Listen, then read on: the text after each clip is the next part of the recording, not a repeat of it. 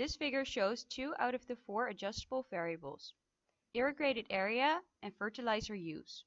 The variable fertilizer efficiency gain is set to 0% in the full world. This will lead to a demand of multiple planets.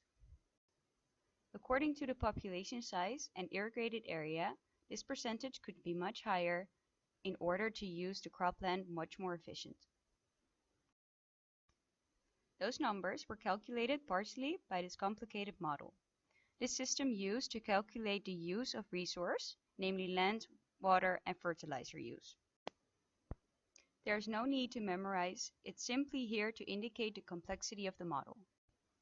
Back in the bar plot, it's very noted that the difference between productivity of food crops is very high in the vegetarian scenario compared to the low input scenario.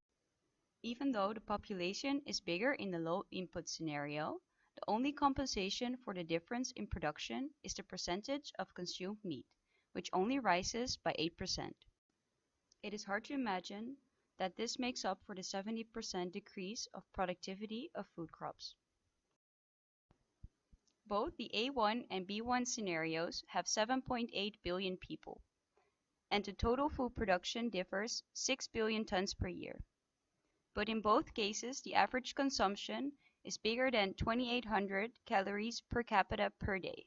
Where does this difference come from? In the vegetarian world, several animal products are not included. For example, the meat of the chickens when they finish their productive period as egg machines are not included in the 9% of meat consumed in the vegetarian scenario. The same is true for the milk cows. The fish are also not included, because the link to land use. Water use and fertilizer use is much weaker, and fish do not contribute much in calories per capita per day to the global average diet.